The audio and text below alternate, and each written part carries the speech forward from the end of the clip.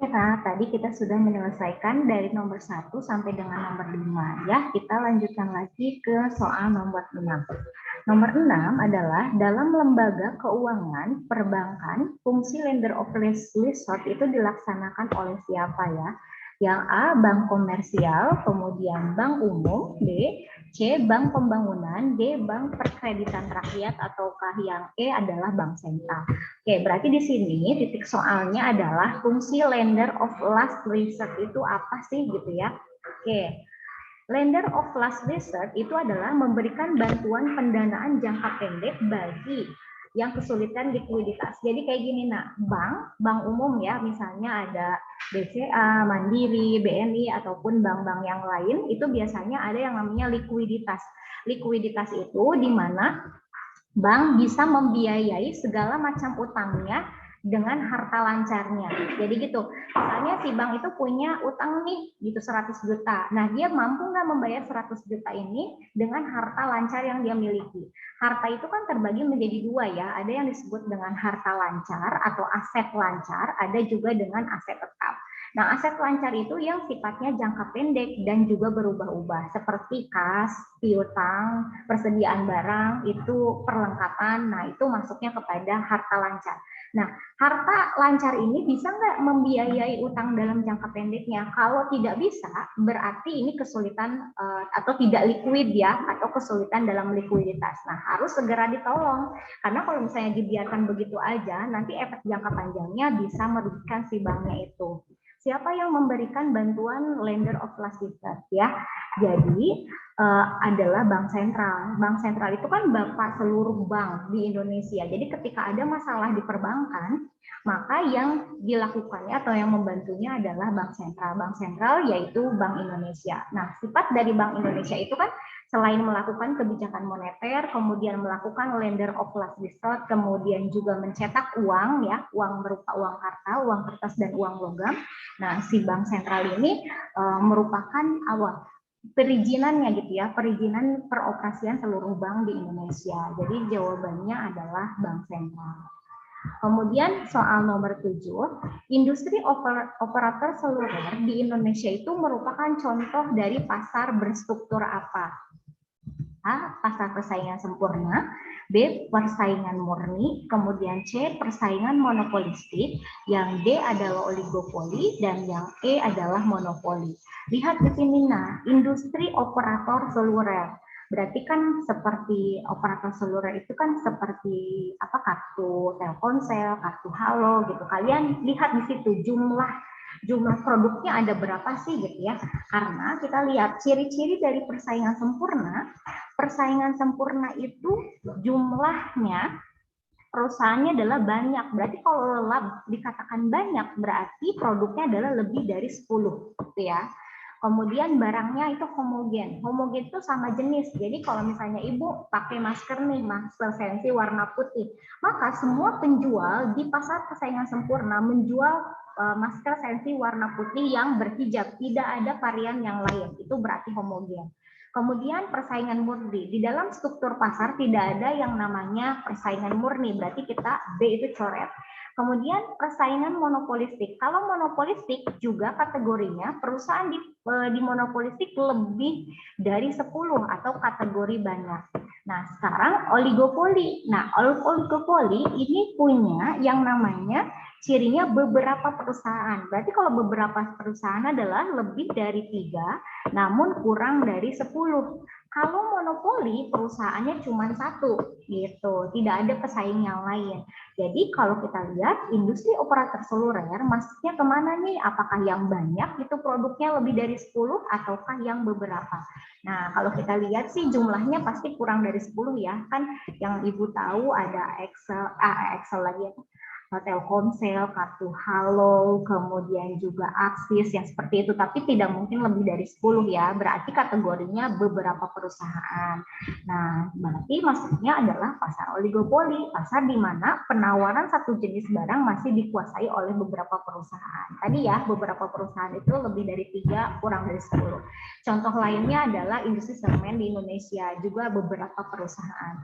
Nah, ciri khas dari oligopoli itu adalah selain beberapa perusahaan di mana di sini itu persaingannya sangat ketat ya. Jadi diperlukan yang namanya strategi marketing yang kuat. Karena apa? Karena harga itu cenderung kaku. Itu disebabkan karena apa? Disebabkan karena yang namanya kurva permintaannya patah. Kan biasanya kalau kurva permintaan itu turun ya nak, dari kiri atas ke kanan bawah, berarti ini vertikalnya harga, kemudian ini kuantitas, dia turun kan, seperti itu normalnya. Tetapi kalau di oligopoli cirinya adalah si kurvanya patah. Kenapa dia patah? Nah, saya jelasin ya, ini harga, kemudian kuantiti, nah dia ada patahan di tengah ya, karena kalau di perusahaan oligopoli ketika pesaing menaikkan harga, maka perusahaan lain itu tetap diam, gitu ya. Nah, kan oligopoli itu misalnya kita ambil ya perusahaan A, perusahaan B, kemudian perusahaan C. Yang reality mah misalnya GoFood, GrabFood, ShopeeFood, misalnya seperti itu ya. Kita ambil 3. Nah, ketika harga dinaikkan, salah satu perusahaan misalnya yang A itu GoFood. GoFood menaikkan harga tarifnya. Apa yang dilakukan oleh GrabFood atau ShopeeFood? Diam saja di sini karena tahu kalau misalnya harga si GoFood dinaikkan, maka konsumen GoFood akan lari ke sini, ShopeeFood ataupun GrabFood, gitu ya. Tetapi ketika satu perusahaan menurunkan harga, perusahaan lain ikut turun. Ini yang disebutnya dengan aksi reaksi, sehingga menyebabkan itu patah. Jadi ketika misalnya ya, nah ini kan tadi menaikkan harga, sekarang si GoFood itu diturunkan tarifnya, maka konsumen kan pada lari ke A, ke GoFood kan, sehingga si B dan C atau GrabFood sama ShopeeFood gak mau kehilangan, maka yang harus dilakukan B dan C itu sama menurunkan harga juga. Jadi liciknya adalah ketika satu perusahaan menurunkan harga, perusahaan lain ikut turun, tetapi ketika satu perusahaan naikin harga, perusahaan lain diam. Nah, ini yang menyebabkan si kurva permintaannya menjadi patah atau Kincaid demand. Itu ciri khas dari oligopoli ya.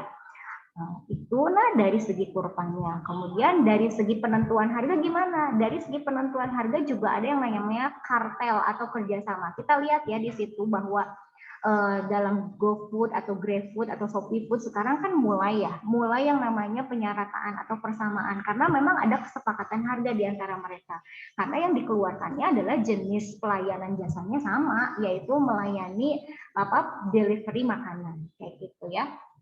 Nah, itu jadi soal nomor 7, jawabannya adalah oligopoli. Kemudian soal nomor 8 ya, perhitungan pertumbuhan ekonomi yang menggunakan angka produk domestik bruto atau PDB berdasarkan harga konstan dimaksudkan untuk menghilangkan pengaruh apa nih? A adalah inflasi, kemudian B kebijakan pemerintah, yang C adalah suku bunga, kemudian D investasi, dan yang E adalah tabungan masyarakat.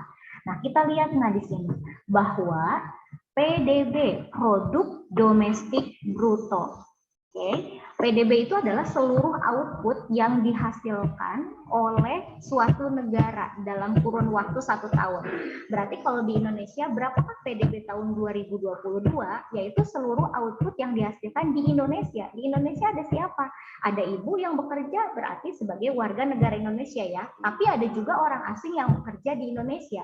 Itu juga dihitung karena wilayah cakupannya kalau domestik itu adalah wilayah. Nah, jangan lupa ya, jangan kebalik sama PNB. Kalau PNB baru statusnya adalah warga negara. Berarti di negara Indonesia ini penghasilannya outputnya dikeluarkan sama siapa? Oleh WNI ditambah dengan WNA yang ada di Indonesia. Sementara TKI yang ada di luar negeri itu tidak dihitung karena posisinya bukan di wilayah Indonesia kayak gitu. Nah, PDB itu dibagi menjadi dua jenis ya, nak. Ada yang disebut sebagai PDB real, ya, ini ada disebut PDB real. Ada juga yang disebut dengan PDB nominal, ya, nak ya. Oke, nominal.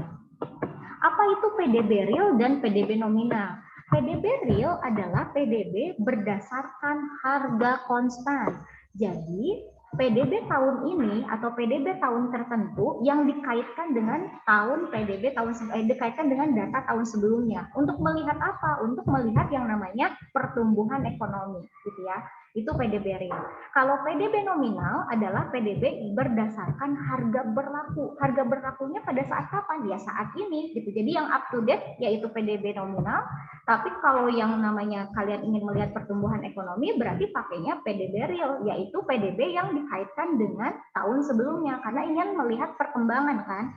Jadi misalnya kita ambil contoh ya, PDB tahun 2022 dibandingkan dengan tahun 2002 gitu ya. Ini kan harga konstannya patokannya adalah 2002. Berarti ini dibandingin bagaimana pertumbuhannya terjadi atau justru mengalami penurunan dalam pertumbuhan. Jadi lebih sejahtera tahun 2002 dibandingkan dengan tahun 2022. Itu bisa saja.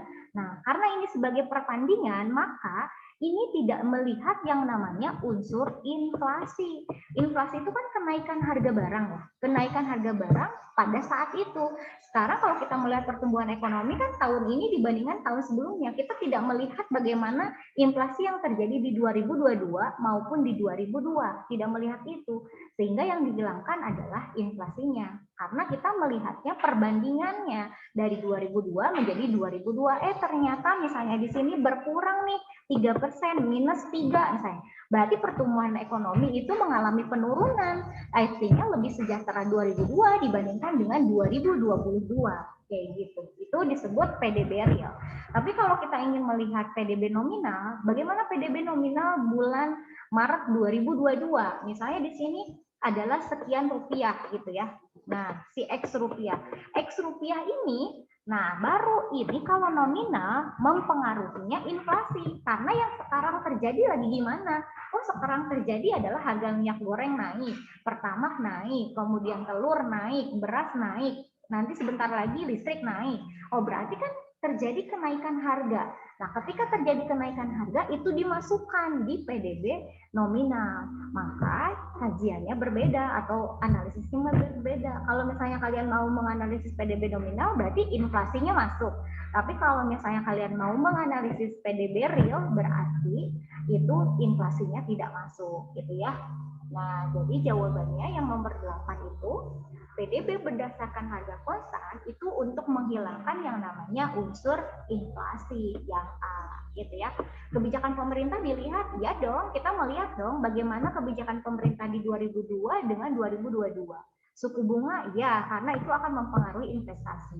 Ya, investasi jelas ya, yang di tabungan masyarakat juga jelas. Jadi yang dikurangi adalah kenaikan harga atau sifatnya inflasi. Gitu. Jadi jawabannya nomor 8 adalah A ya. Oke. Itu ya Nak, sama dengan pembahasan yang tadi. Kemudian soal nomor 9. Sistem pemungutan pajak yang memberikan kewenangan kepada aparat pajak untuk menentukan jumlah pajak tentang yang harus dibayar oleh wajib pajak tersebut.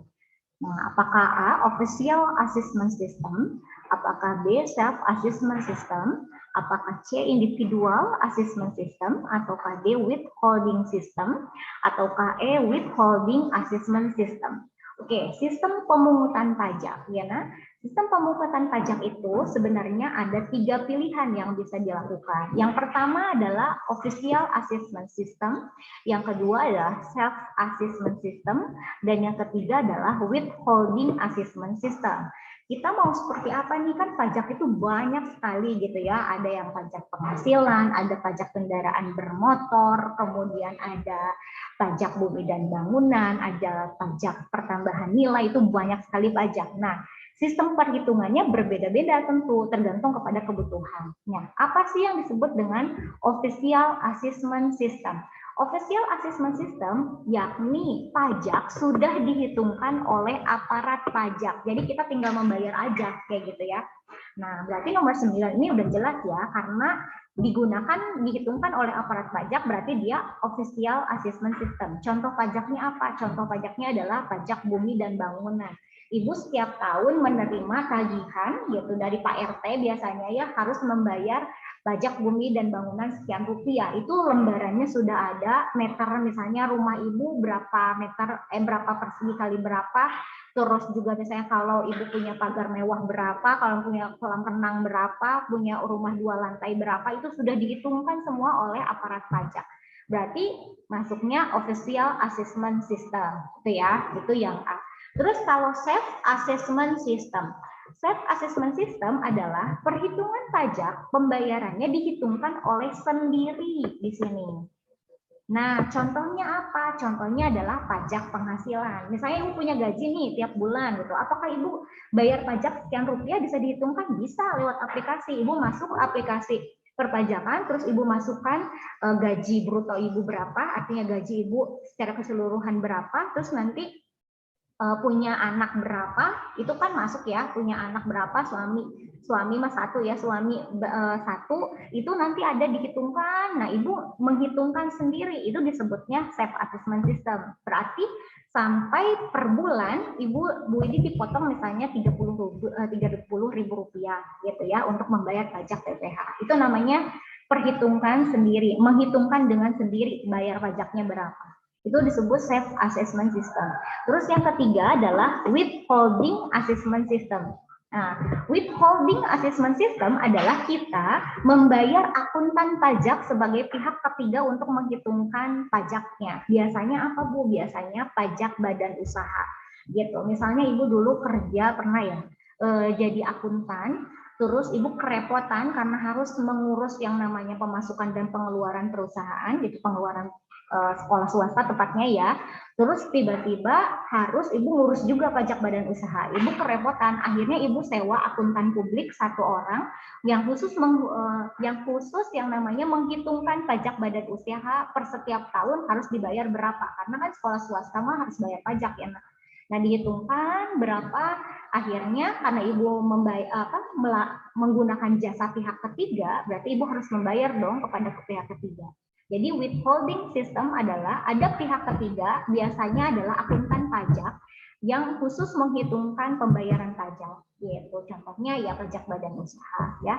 Nah, itu. Jadi nomor 9 ini karena dia aparat pajak yang menghitungkan, berarti jawabannya adalah official assessment system yang A ya. Oke. Tuh.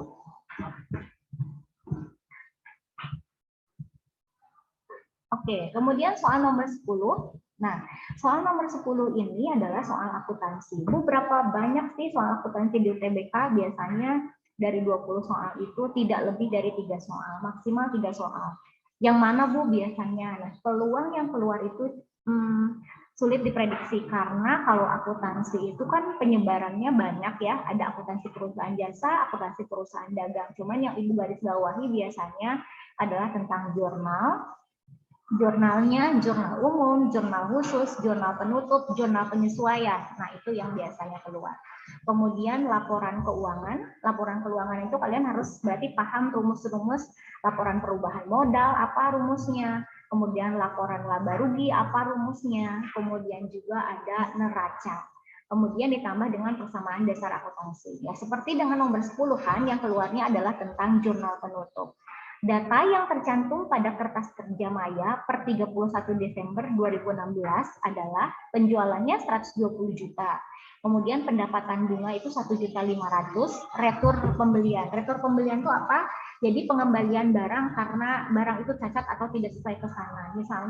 Misal Ibu beli produk nih ke Shopee gitu ya. Harusnya Ibu pesan warna merah, tapi datang warna hijau. Ibu nggak mau dong, maka Ibu kembalikan. Itu istilahnya namanya retur pembelian, gitu ya. Nah, berdasarkan data di atas, ayat jurnal penutup adalah yang mana? Oke, kuncinya adalah kalau kalian mau menutup jurnal, kalian harus tahu yang namanya saldo normal akun, ya. Oke, penjualan itu berarti saldo normalnya posisinya dia di kredit. Pendapatan bunga ini saldo normalnya juga di kredit. Retur pembelian saldo normalnya adalah di kredit. Bu, gimana supaya hafal saldo normal? Oke, kan kalau di perusahaan jasa ada 5 ya. Oke, ada 5 akun. Ini nggak boleh diacak akunnya. Yang pertama akun harta, yang kedua akun utang, yang ketiga akun harta utang modal, kemudian pendapatan dan akun beban. Jadi HUM-TB, harta, utang, modal, pendapatan, beban. Oke. Nah, ini rumusnya adalah kalian seperti kalau jari ditilepin 2 gitu ya. Nah, jadi harta dengan beban. Ini kan ini ada yang ditilep, ada yang berdiri ya. ini saldo normalnya, kalau yang di pilot ini adalah saldo normal debit, kalau yang di berdiri ini adalah saldo normalnya adalah kredit. Ini saldo normal. Saldo normal itu posisi akun lagi bertambah ya. Berarti harta saldo normalnya apa? Debit. Beban saldo normalnya apa? Debit. Harta, utang, modal, pendapatan, saldo normalnya kredit. Jadi seperti ini ya. Nih, kayak gini. Jadi harta dengan beban debit yang berdiri kredit. Jadi kalau ditanya pendapatan bunga saldo normalnya mana? Pendapatan kan ada di berdiri. Berarti dia kredit dong, kayak gitu. Terus kalau penjualan saldo normalnya kredit, pembelian saldo normalnya debit, kemudian ada retur pembelian kredit, retur penjualan debit. Nah, sekarang posisi jurnal penutup adalah membalikkan saldo normal. Jadi kan intinya gitu, kalau kalian sudah ingat tadi saldo normal, bukan ingat ya, paham saldo normal, maka kalian akan mudah untuk menutup gitu ya. Nah, di sini kita tinggal balikin aja saldo normal dari rumus kredit ini. Berarti saldo normal di sini kredit akan menjadi ditutup jadi debit. Pendapatan bunga ditutup juga jadi debit. Pindah ruas ya. Kemudian retur pembelian juga sama, akan di debit. Lalu kan yang namanya jurnal itu tidak bisa jomblo. Jadi ketika debit ada pasangannya dong, kredit. Nah, sekarang debit, debit, debit. Lalu apa dong yang kreditnya? Yang kreditnya adalah karena dia jurnal penutup, maka yang kreditnya adalah ikhtisar laba dan rugi. Gitu. Karena notabene jurnal penutup itu dilakukan setelah laporan keuangan. Kayak gitu. Ya, berarti kita sudah tahu kondisi perusahaan itu sudah laba atau rugi, maka kita tinggal pengikhtisaran laba atau rugi. Jadi, bagaimanakah jurnal penutupnya? Artinya penjualan di debit 120 juta, pendapatan bunga di debit 150 juta, retur pembelian di debit 2.600.000, kemudian terhadap ya penjualan, pendapatan, retur pembelian terhadap ikhtisar laba dan rugi. Nah, kalau terhadap berarti kredit dong. Nah, terhadap ikhtisar laba dan rugi. Jumlahin 120 juta ditambah 1.500.000 ditambah 2.600.000 adalah kayaknya ini bukan 120 juta deh, 24 juta 100, kali ini 12 juta mungkin ya, atau berapa juta? 24 juta 100. Kalian tinggal tambahin aja di sini. Gitu. Jadi, oh ya, tipsnya kalau kalian ada kayak gini nih, kayak akun-akun kayak gini, kalau soal ekonomi itu kalian bisa langsung misalnya A, B, C, D, E, langsung D jawabannya gitu. Itu kan tidak harus meneliti dari A. Tapi kalau akuntansi itu harus diteliti dari A gitu. Harus dari A, kalau A salah berarti ke B, B salah ke C, C salah ke D, D salah ke E. Itu soal akuntansi. Tapi kalau soal ekonomi kita langsung bisa to the point C gitu. Kita bisa langsung, oh titik poinnya ini, berarti langsung ini kayak gitu. Kalau akuntansi nggak bisa, kita harus rutut. Berarti yang A kita lihat, ini kan betul, ini betul, ini betul, ini betul. Berarti udah jawabannya A. Ketika udah A betul, nggak usah kalian cari B, C, D, E karena udah pasti A gitu sifatnya ya. Jadi karena dia eksak, jadi pasti jawabannya sudah pasti di situ. Kecuali kalau ekonomi ada biasanya asumsi-asumsi yang lain yang bisa pengecoh kayak gitu ya. Nah, jadi nomor 10 itu adalah A ya. Kemudian soal nomor 11, teori perdagangan yang menyatakan bahwa negara akan kaya apabila mampu mengakumulasi logam mulia dengan cara meningkatkan ekspor dan menekan impor, sehingga memiliki surplus perdagangan yang tinggi adalah teori apa? Ya. 1. Teori keunggulan absolut. 2. Keunggulan komparatif. C. Merkantilisme atau merkantilis. Kemudian D. Keunggulan kompetitif atau E adalah globalisasi. Oke. Ada berapa banyak teori perdagangan? Ada 3 ya. Yang pertama teori perdagangan merkantilisme atau teori perdagangan merkantilis ya. Kemudian yang kedua adalah teori keunggulan absolut. Kemudian yang ketiga adalah teori keunggulan komparatif. Berarti D dan E sudah bisa kita coret ya karena bukan teori perdagangan. Oke, kita lihat yang pertama. Keunggulan absolut. Teori keunggulan absolut itu dibawa sama Adam Smith di sini ya. Oke. Adam Smith. Adam Smith itu adalah tokoh ekonomi liberal ya. Dia bilang bahwa kalau kita mau berdagang dengan negara lain, kita harus punya keunggulan minimal 1 unggul dibandingkan dengan negara lain. Ya, jadi kalau teori keunggulan absolut itu mutlak sifatnya. Kamu mau berdagang dengan negara lain, kamu unggulnya dalam bidang apa? Nggak punya keunggulan, jangan berdagang. Itu menurut Adam Smith. Gitu. Misalnya gini, Indonesia mau melakukan perdagangan internasional, mau ekspor impor. Apa keunggulan Indonesia? Oh, keunggulan Indonesia adalah produksi bahan mentah atau hasil pertanian gitu ya, tinggi. Berarti karena minimal dia punya 1 keunggulan, maka dia bisa berdagang dengan negara lain. Misalnya bisa berdagang dengan Jepang, Singapura, dan lain-lain. Jadi nanti ada pertukaran, ada ekspor dan impor. Tapi kita melihat misalnya Zimbabwe misalnya, Zimbabwe nggak punya keunggulan apapun gitu ya. Mau dari mana? Maka kata Adam Smith, kamu jangan berdagang. Kalau kamu memaksakan berdagang, kamu akan kalah dengan negara lain. Nah, itu yang disebut dengan teori keunggulan absolut. Itu ya. Kemudian kalau teori keunggulan komparatif itu dibawa sama David Ricardo di sini. Nah, David Ricardo ya Naya.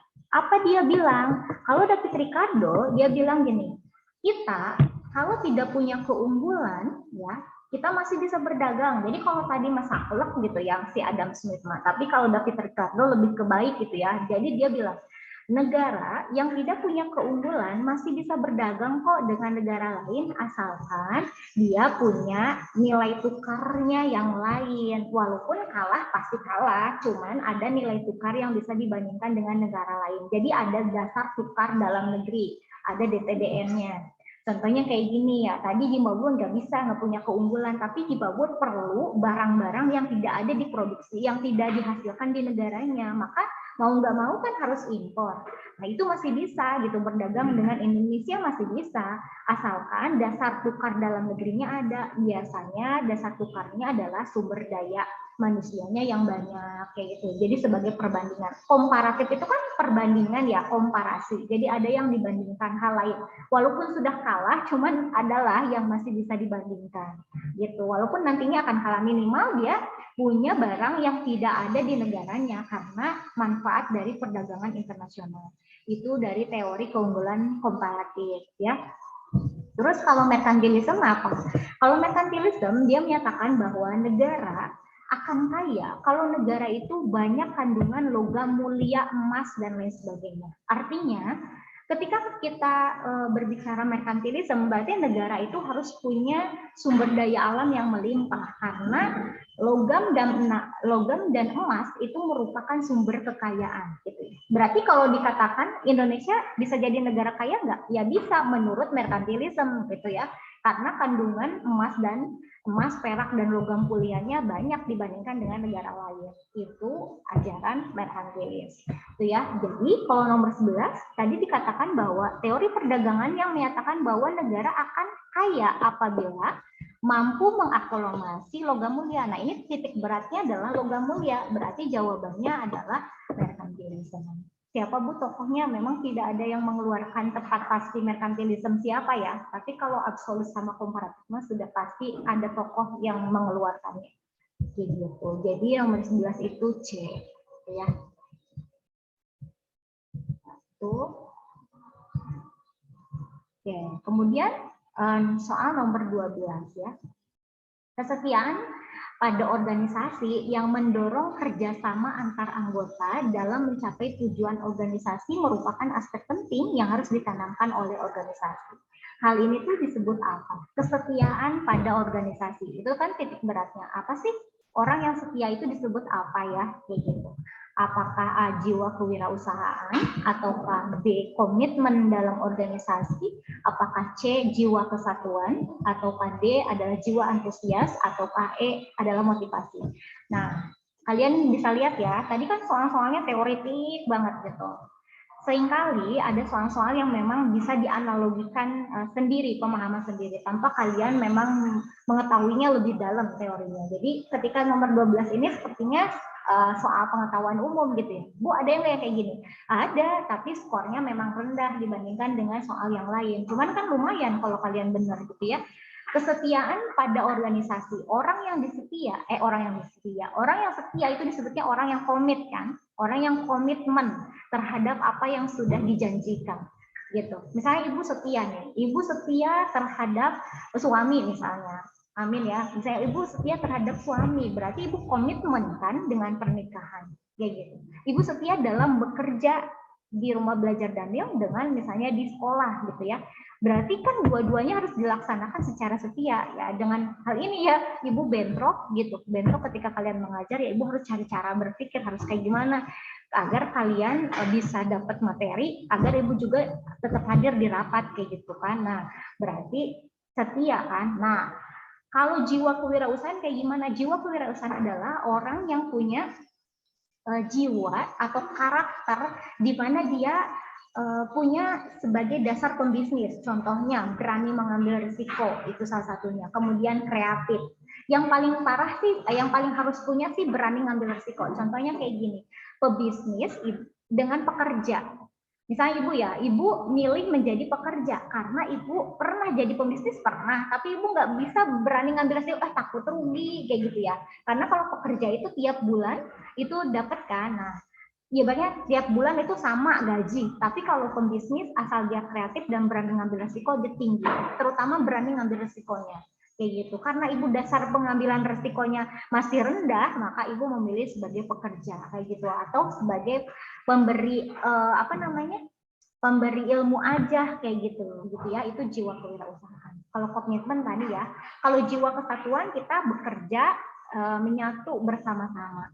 Jiwa antusias ya semangat. Kalau motivasi dalam diri. Ibu bekerja untuk apa sih? Ibu misalnya ada suami, ibu ada anak. Kenapa ibu sampai harus bekerja? Kayak gitu. Berarti ada motivasi tertentu di dalam diri kita. Itu dorongan untuk ibu bekerja atau dorongan untuk melakukan sesuatu. Itu namanya motivasi ya.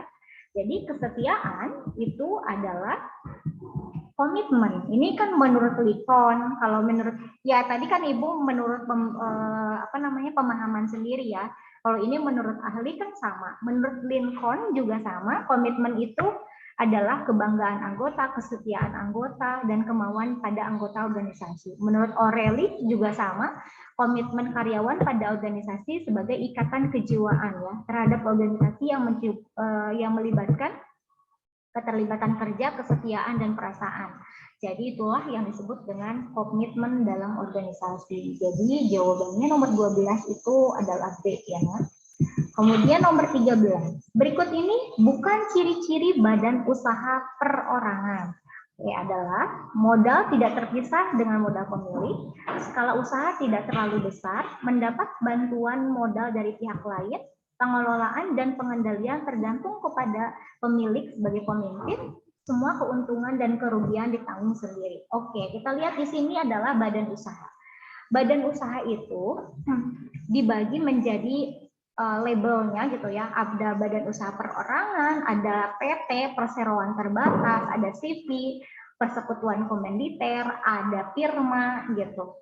Nah, kalau perorangan itu apa? Kalau perorangan itu berarti badan usaha yang dimiliki oleh satu orang. Contohnya adalah Rumah Belajar Daniel. Dimiliki sama siapa? Ya, dimilikinya sama Pak Daniel. Tapi kita beda bandingin misalnya PT Kreasi Edulab Indonesia.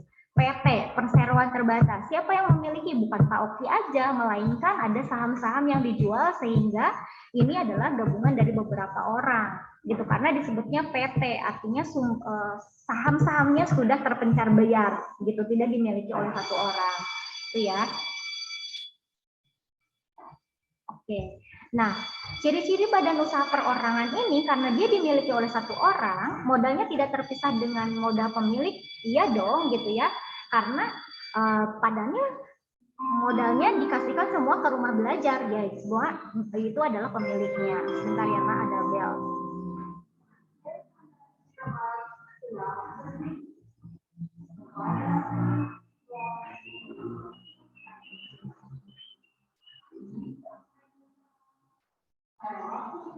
Oke, sebentar ya.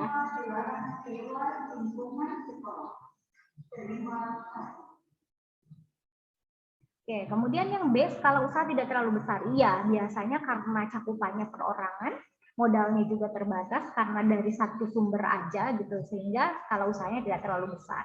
Mendapat bantuan modal dari pihak lain, no, itu salah gitu ya. Karena kalau sudah mendapat bantuan dari pihak lain itu bukan perorangan lagi, itu bisa CV, bisa firma, bisa PT. Kalau CV adalah lebih dari 2 orang, CV dan firma itu adalah lebih dari 2 orang ya, bergabung bersama-sama mendirikan satu perusahaan. Misalnya kalian punya teman 4 orang, terus sefrekuensi membuat satu usaha. Kalian pilih mau CV atau firma. CV bedanya, kalau CV itu ada sekutu aktif, ada sekutu pasif. Misalnya 2 orang punya uang, 2 orang sebagai pengelola. Yang punya uang disebutnya sekutu pasif, yang pengelola disebutnya sekutu aktif. Itu yang disebut dengan CV atau persekutuan komanditer. Atau kalian mau bareng-bareng aja Bu gitu ya. Oke, kalau semua dibagi rata, tadi kan 4 orang. Modalnya dibagi 4, kepemilikannya dibagi 4, kerugiannya juga dibagi 4. Pokoknya semua berempat bareng-bareng. Itu kalian berarti ngambilnya firma ya labelnya. Terus kalau misalnya kalian mau jual saham, itu bukan CV, bukan firma, namanya PT gitu ya. Sehingga modalnya dari beberapa pihak. Jadi karena dia perorangan, maka yang bukan adalah mendapat bantuan dari modal dari lain. No, kalau ini mah berarti bukan perorangan lagi gitu ya. Berarti jawabannya adalah yang C. Kalau yang D apa? Pengelolaan dan pengendalian tergantung pada pemilik sebagai pemimpin. Iya dong, karena dia dikuasai satu orang, berarti apa yang dikerahkan oleh si pemiliknya itu yang harus dilakukan. Semua keuntungan dan kerugian ditanggung sendiri. Iya, karena yang mendirikannya satu, rugi ditanggung sendiri, untung juga ditanggung sendiri, gitu ya. Nah, jadi nomor 13 itu adalah C, ya. Kemudian nomor 14, kebijakan moneter dapat dilakukan oleh atau melalui operasi pasar terbuka, bukan pasar operasi terbuka ini ya, operasi pasar terbuka. Sebab pasar operasi terbuka yang dilakukan dengan menjual sertifikat Bank Indonesia akan mengurangi jumlah uang beredar. B, pasar operasi terbuka yang dilakukan dengan menaikkan tingkat suku bunga itu diskonto, tingkat bunga diskonto. Kemudian C, pasar operasi terbuka yang dilakukan dengan menurunkan tingkat suku bunga diskonto. Pasar operasi terbuka yang dilakukan untuk menaikkan cadangan kas. Kemudian pasar operasi terbuka yang dilakukan untuk menaikkan pajak. Oke, kita lihat kebijakan moneter ya, Nak. Kebijakan moneter itu dilakukan oleh siapa? Dilakukan oleh Bank Sentral ataupun BI. Ada toolsnya untuk mengatur uang? Ada. Untuk mengatur uang, satu, operasi pasar terbuka. Atau kalau di soal ini adalah pasar operasi terbuka. Dua, politik diskonto. Kemudian yang ketiga, kas rasio. Dan yang keempat, kredit tetap. Yang kelima adalah himbauan moral. Ya, kita lihat. Operasi pasar terbuka itu caranya gimana? Caranya adalah dengan menjual atau membeli sertifikat Bank Indonesia. Ingat Nak, kalau bank sentral itu didirikan bukan untuk mencari untung, karena dia tanggung jawabnya adalah mengatur jumlah uang beredar. Ketika jumlah uang beredar di masyarakat banyak, itu krisis. Kenapa? Karena yang beredarnya adalah di lapisan masyarakat atas, banyaknya. Sementara menengah sama bawah ya sama-sama aja, termasuk yang bawah susah cari uang. Ya beredarnya banyaknya di atas. Nah, masyarakat atas kan lebih sedikit dibandingkan masyarakat menengah sama bawah, maka itu yang menyebabkan jumlah uang beredar yang banyak akan menimbulkan krisis inflasi. Ketika jumlah uang beredar terlalu sedikit, krisis juga namanya deflasi, penurunan harga barang. Yang kasihan adalah produsen. Kalau inflasi yang kasihan adalah konsumen kan. Nah, itu dijaga oleh yang namanya jumlah uang beredarnya oleh si bank sentral. Apa yang dilakukan? Menjual atau membeli sertifikat Bank Indonesia. Jadi, kalau uang terlalu banyak, kan sebenarnya BI itu seperti tidak kelihatan kerja, padahal tiap hari mereka menghitung jumlah uang beredar gitu ya. Misalnya kelihatan nih jumlah uang beredar terlalu banyak. Apa yang harus dilakukan? Sertifikat itu lembaran sertifikat yang bernilai uang gitu ya. Kalau si sertifikatnya dijual, saya ibu BI ya, kalian adalah bank umum. Bank umum itu kan BCA yang tadi ya, BCA, Mandiri, BTN, BRI dan lain-lain. Nah, ibu menjual nih satu sertifikat bernilai 1 triliun. Ibu menjual ke kalian nih, kamu beli ya, berarti ibu jual dong. Si bank umum adalah beli. Nah, karena kalian mengambil sertifikat dari ibu, dari BI, maka kalian harus menyetorkan uang sebanyak 1 triliun ke ibu. Artinya, uang-uang di bank umum itu menjadi berkurang. Jadi kesedot kan si uangnya. Apakah harus tunduk patuh kepada ibu? Iya. Kalau misalnya enggak, kamu bisa di blacklist, nggak boleh lagi beroperasi. Kayak gitu. Itu ya. Jadi kata ibu, nih aku jual satu sertifikat bernilai 1 triliun. Maka kalian masing-masing dari bank umum itu menyetorkan uang 1 triliun. Jadi, karena di bank berkurang, maka jumlah uang beredar di masyarakat pun secara otomatis berkurang. Itu untuk mengatasi inflasi. Sekarang gimana? Kita lihat misalnya ya, jumlah uang beredar itu terlalu sedikit, kurang nih uang. Apakah BI membagi-bagikan uang ke masyarakat? Kan nggak bisa gitu aja. Caranya adalah dengan menarik yang namanya sertifikat dari bank umum. Gitu ya. Misalnya kayak gini, wah sekarang ini lagi kurang nih, apa yang harus dilakukan sama ibu adalah, oke, kata ibu ya, semua bank umum itu yang namanya sertifikatnya ibu tarik bernilai, satu sertifikat bernilai 10 triliun, misalnya kayak gitu ya. Berarti bahasanya adalah bank sentral membeli sertifikat Bank Indonesia dari bank umum, kayak gitu. Berarti ibu narik dari seluruh bank, setiap bank dapat uang dari ibu 10 triliun. Artinya kantong-kantong uang di bank itu menjadi semakin banyak, sehingga di masyarakat pun akan menjadi semakin banyak, karena nanti kredit juga semakin banyak ya. Terutama sih kalau misalnya jumlah uang beredar, jumlah uang banyak di bank, itu kredit akan gocor-gocoran banyak. Jadi akhirnya masyarakat pun jumlah uang beredarnya jadi bertambah. Nah itu ya. Jadi jual ketika dikurangi jumlah uang beredar, membeli ketika ingin menambah jumlah uang beredar. Kayak gitu. Berarti kita lihat di sini, pasar operasi terbuka dilakukan dengan menjual SBI akan mengurangi jumlah uang beredar. Ya itu betul ya. Terus yang B apa Bu? Yang B itu pasar terbuka dilakukan politik diskonto. Oke. Kalau kebijakan yang dua adalah politik diskonto ya. Diskonto itu bunga, berarti menaikkan atau menurunkan bunga, tergantung apa yang lagi terjadi nih. Misalnya jumlah uang beredar banyak, gimana kan dengan bunga? Oke. Bunga itu kan dinaikkan, bunga itu diturunkan. Bunga dinaikkan sama BI berarti nanti bunga naik biasanya tabungan banyak gitu, menabung banyak. Kalau ibu, misalnya ibu punya uang 10 miliar, ketika tabungan tinggi, itu efeknya gede kan, maksudnya efeknya bunganya akan gede ketika ibu nabungnya tinggi. Tapi kalau ibu nabungnya 1 juta, nggak akan kerasa tuh bunganya gitu ya. Jadi ketika jumlah uang beredar banyak, maka bunga dinaikkan supaya masyarakat banyak nabung, terutama yang uangnya banyak gitu, akan kegiur untuk nabung, jadi lebih sedikit. Terus kalau bunga diturunin, bunga turunin, maka orang-orang akan banyak kredit karena bunganya lagi rendah, jadi jumlah uang beredar jadi banyak gitu. Berarti yang B salah, yang C juga salah. Terus kalau cadangan kas apa? Cadangan kas adalah di mana kita bisa menaikkan atau menurunkan cadangan kas si BI ini. Tergantung apa yang lagi terjadi gitu ya. Misalnya, kas itu kayak gini, nah kalian bayar uang kas ke bendahara kelas, setiap bulan kalian harus bayar gitu. Sekarang misalnya sama ibu kan bank sentral, wah sekarang jumlah uang beredar banyak, kasnya diapain? Kasnya dinaikkan. Loh yang sekarang biasanya bayar 10 juta per bulan, bank umum harus bayar 20 juta dong per bulan sebagai cadangan kas. Berarti naik ya, semakin banyak cadangan kas, jumlah uang beredar semakin sedikit. Kalau semakin sedikit cadangan kas, jumlah uang beredar akan semakin banyak. Nah, kayak gitu. Itulah kebijakan-kebijakan moneter. Terus kalau ada lagi misalnya kredit ketat, kredit longgar, atau kebijakan uang ketat, tight money selesai, itu adalah kebijakan uang ketat gitu. Jadi kredit itu diperketat gitu, syarat-syaratnya dipersusah supaya jumlah uang beredar tidak terlalu banyak. Kalau pajak dan anggaran pendapatan belanja negara atau APBN itu bukan kebijakan moneter, tapi itu adalah kebijakan fiskal gitu ya. Nah, jadi nomor 14 itu jawabannya A. Nomor 15 ini berikut yang bukan ciri pasar persaingan sempurna ya, Nak. Yang diperjualbelikannya barangnya homogen. Penjual dan pembeli memiliki informasi sempurna tentang pasar.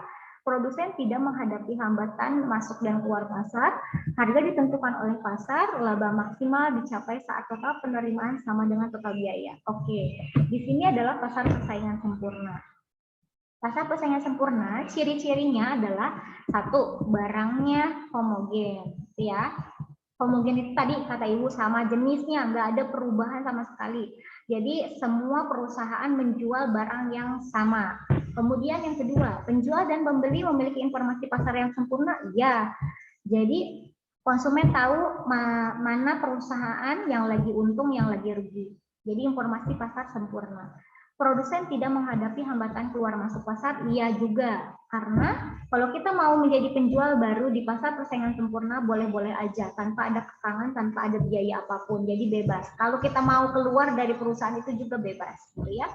Kemudian harga ditentukan oleh pasar, iya. Di mana penjual dan pembeli itu tidak bisa menentukan harga. Harga terbentuk dengan sendirinya. Berarti di sini seperti ajaran liberal, ya. Disebutnya pertemuan antara permintaan dan penawaran, itulah yang disebut dengan harga pasar. Kayak gitu ya. Terus laba maksimum dicapai saat total penerimaan sama dengan total biaya. Itu yang salah. Kalian laba itu kan ada dua jenis ya. Ada laba maksimum, ada laba normal.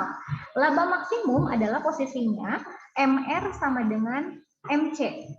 Atau yang namanya perubahan revenue, perubahan penerimaan, perubahan keuntungan sama dengan perubahan biaya. Itu dia kita dapat laba maksimum. Jadi kalau kita punya perusahaan, kapan dia laba maksimum? Kalian cari perubahan MR. MR itu kan delta TR dibagi delta Q atau turunan dari TR. Kalian hitung MR kalian berapa. Terus MC itu kan delta TC dibagi delta Q. Delta TC berarti TC2 dikurangi TC1, delta Q adalah Q2 dikurangi 1. Cari juga. Ketika posisi posisi MC sama dengan MR itu sama, misalnya di tingkat 100, berarti itu kalian dapat laba maksimum. Kayak gitu. Nah, laba maksimum itu sangat susah gitu ya. Dan momentum, mungkin pada saat mau Idul Fitri bisa dapat laba maksimum itu ya. Nah, balik lagi, kalau di pasar persaingan sempurna kan kurvanya dia horizontal. Kurva si permintaannya dia horizontal. Bentar, Ibu analyze dulu ya. Oke, jadi dia ada kurva yang horizontal. Nah, ini beda ya. Nah, ini MF sama dengan AR sama dengan P sama dengan D atau kurva permintaan. MR sama dengan AR sama dengan P sama dengan D gitu ya. Kenapa yang membuat itu? Membuat horizontal ya karena ciri-ciri tadi kan, homogen, price taker atau penerima harga, kemudian informasi pasar sempurna. Nah, ini sehingga MC, MR sama dengan P sama dengan juga MC di sini. Itu laba maksimum. Kalau laba normal kayak gimana? Laba normal ya sama seperti yang kalian pahami. Laba normal adalah di mana pendapatan lebih besar dari pengeluaran. Itu TR lebih besar daripada TC. Total revenue lebih besar dari total cost. Jadi kan selama ini mungkin kalian tahu bahwa laba itu ya ketika pendapatan lebih besar dari pengeluaran. Itu laba normal. Kalau kalian ingin tahu laba maksimum, hitunglah MR kalian, hitunglah MC kalian. Itu titik ketika sama, itulah laba maksimum. Kayak gitu. Jadi yang nomor 15 adalah laba maksimum yang bukan ya. Laba maksimum dicapai pada saat total penerimaan sama dengan total biaya. Total penerimaan sama dengan total biaya itu bukan laba maksimum, ini mah break even point namanya. Break even point itu impas, nggak untung nggak rugi. Penerimaannya 50.000, biayanya 50.000, ya nggak untung ya nggak rugi, yang namanya break even point kayak gitu. Jadi itu soal nomor 15. Nah, oke, nah, selesai ya nomor 1 sampai dengan nomor 15. Ketika ada pertanyaan nanti kita bahas secara langsung ya. Terima kasih. Mohon maaf hari ini Ibu lewat record ya penjelasan soal ininya karena bentrok dengan rapat yang Ibu harus hadiri. Oke, terima kasih. Assalamualaikum, selamat siang.